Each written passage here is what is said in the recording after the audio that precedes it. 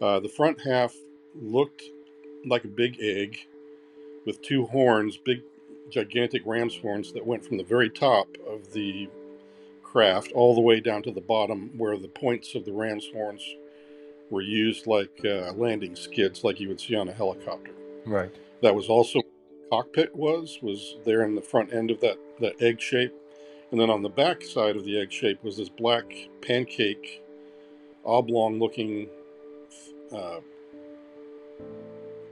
dish, or I don't know what else to call it. UFO whistleblower Jason Sands is back. Jason Sands will be featured in the upcoming James Fox documentary, The Program. And recently, Jason Sands just did his very first video interview ever. And I've got some highlights from that interview because in it, there are a couple revelations, things he's never told before, and they are fascinating. So let's dive in and see what these are about. We welcome a very special guest who came out in a Twitter space a few months ago. I say came out, that sounds a bit dodge, but that's not how I mean it. He's featured on James Fox's new documentary that's coming out in the next couple of weeks called The Program, which everybody is eagerly anticipating. So without further ado, I would like to introduce you to the one, the only, the people's whistleblower, Mr. Jason Sands. Jason, welcome to the show. Thank you. Very humbling introduction there. Thank you. Oh, man. But coming out, yes, I prefer to be calling it going public. That's better. That's better. That's a good. Yeah, that one works. Yeah. I would go and edit what I said at the beginning, but it's just too hilarious, so we'll leave it in.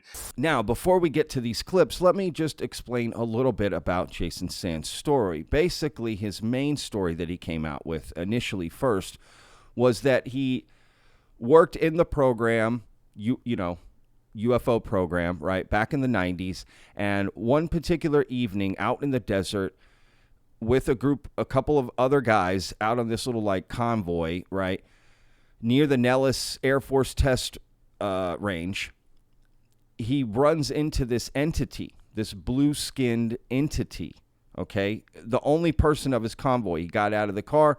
He went and talked to this entity, telepathically, and learned some things about him, right? His UFO was right there next to him, and he had this conversation with him. And then the UFO took off. Right. Now, he's had many other experiences, and he's talked about other things, but that's the main one, and that's basically the one we're going to cover today. Because as it turns out, the blue entity that Jason spoke with was the pilot of the UFO from the famous Nellis Air Force Base UFO video. Do you know what I'm talking about? Here's a couple clips to help explain. You bring up Nellis, too. Sure, both of you have seen that piece of footage from Nellis.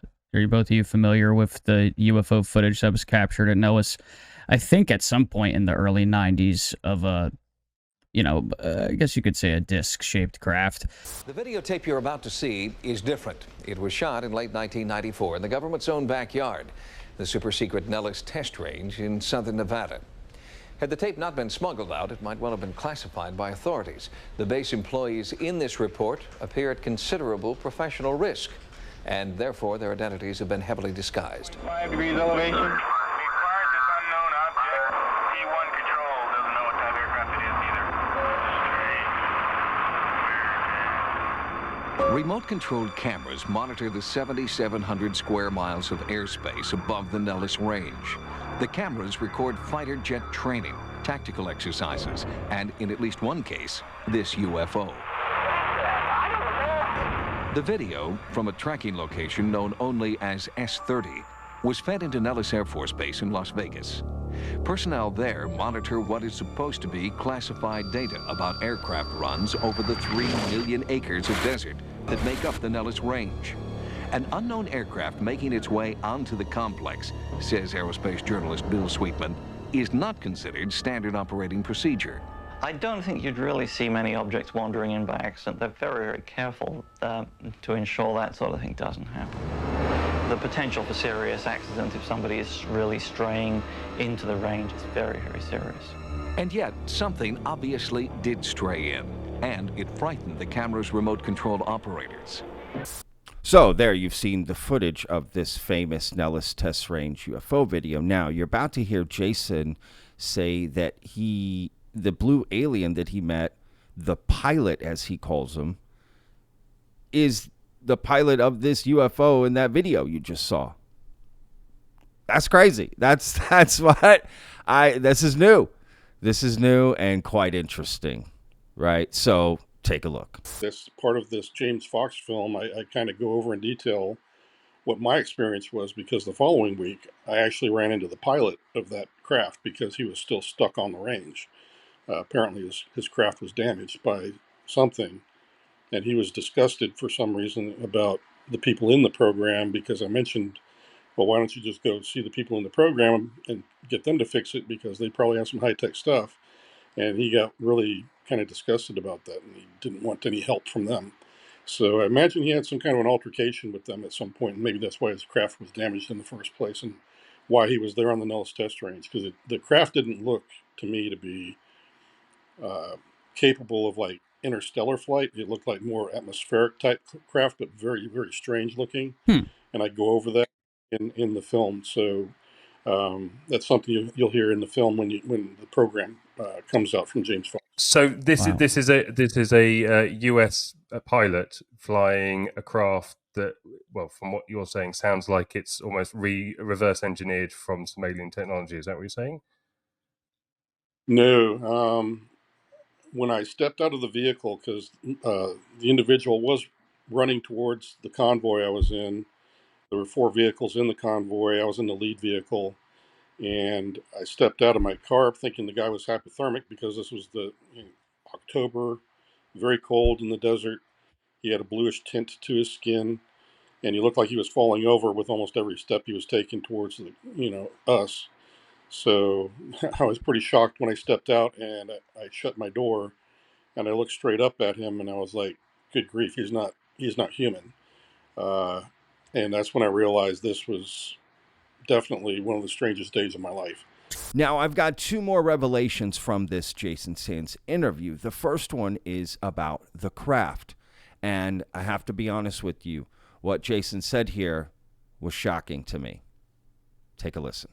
The craft, how would you describe what the craft looked like, and how would it crashed? Do you sort of paint the picture for people so they can sort of...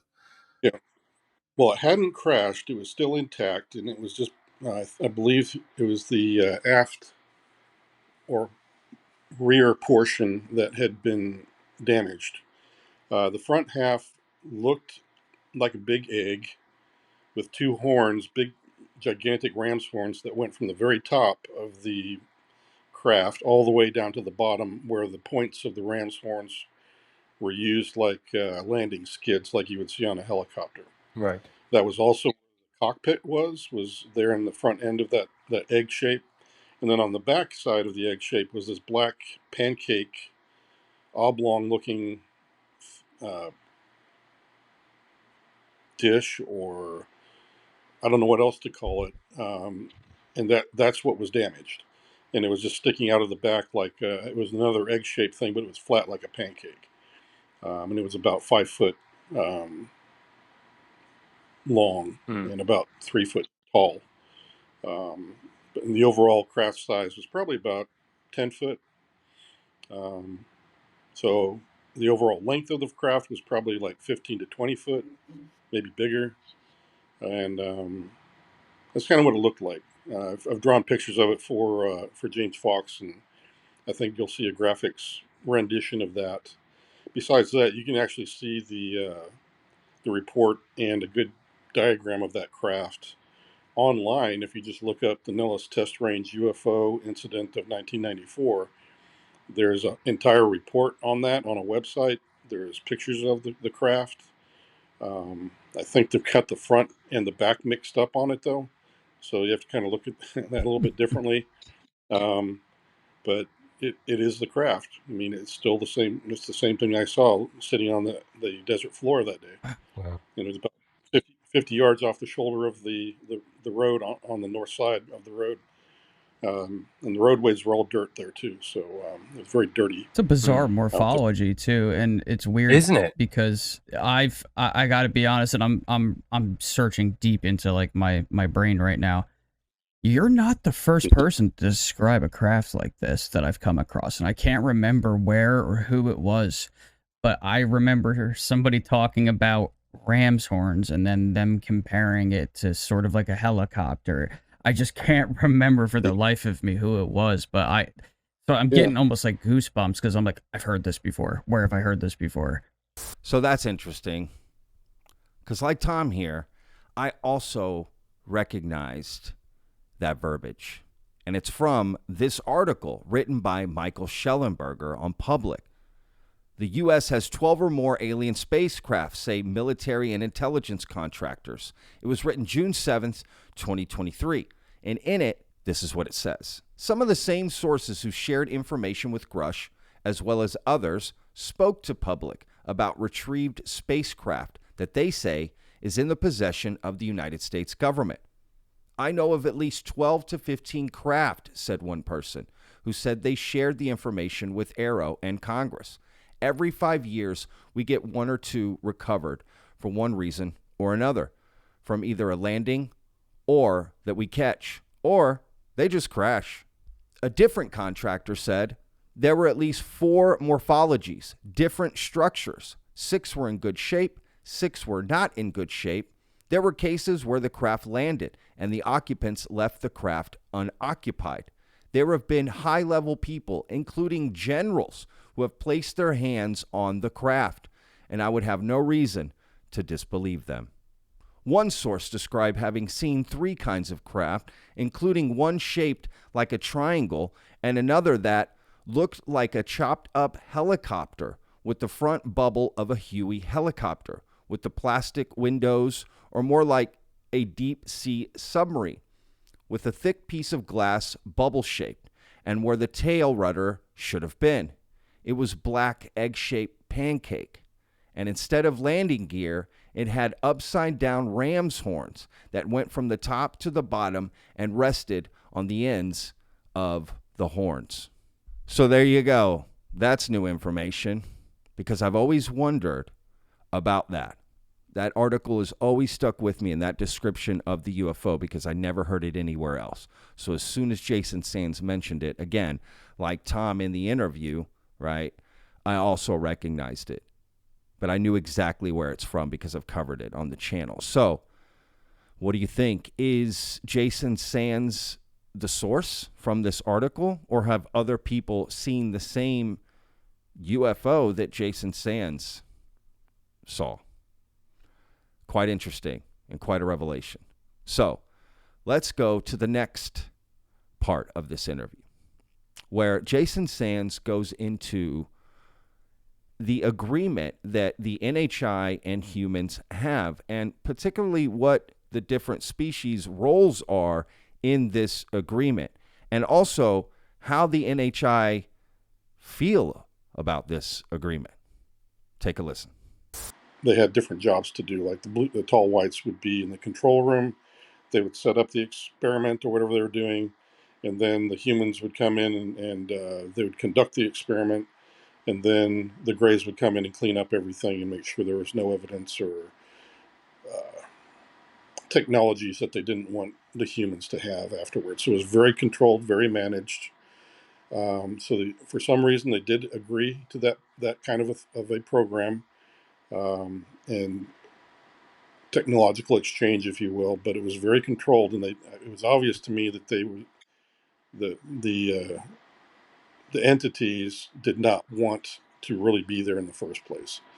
All right, I've got one little bonus clip before we pop out of here. This is Jason Sands talking about how he knew he was telepathically communicating with this blue being in the desert. So you're able to communicate with this being. So how was that communication happening backwards and forwards? It was both audible and telepathic, and the reason I know it was telepathic is because I could understand everything he said, even though it sounded like gibberish to me when he was speaking audibly. And I was pretty shocked that, how can I understand this guy? He's not speaking English, and how do I understand everything he's saying? So I knew that it had to be telepathic. And then the second thing was, like I was telling you before, when he felt that disgust, the emotional level stuff, it hit me like a wave. It was like I felt disgust. It was like we were both feeling disgust, but the only reason it made me realize that it was coming from him is I was like, I've got no reason to be disgusted with anybody in the program. And I just had to have that awareness of myself that, this wasn't me. It was coming from him. Yeah. So those were the two indicators that it was telepathic, because, it just kind of showed me that not only was I able to understand the words in a conversational level, but this emotional level stuff was very raw and came over me like a wave. All right, guys, what did we learn in this video? We learned that the pilot of the UFO from the Nellis test range UFO video, well, that's a mouthful, is the same alien that Jason Sands met in the desert in the 90s, right? We also learned that the ram's horns UFOs, I'll call it, is also described in an article written by Michael Schellenberger a year ago, right? The same craft that Jason Sands described, which is brand new, right? And we also learned, right, that how he communicates telepathically with these aliens, and also the agreement that we have with the NHI. So, honestly, quite interesting. So, look, I'll put a link in the description. Go check out the full interview with Jason Sands. It's really good. So please go check it out. And I look forward to seeing Jason Sands in the program. So anyway, without further ado, y'all, it's over. I don't know why I said that. Anyway, we'll see you guys on tomorrow's video. Remember, every day's a gift, y'all. Peace! I live inside my own world of make-believe. Kids screaming in the cradles, profanities. I see the world through ice covered in ink and bleach. Cross out the ones who heard my cries and watched me weep.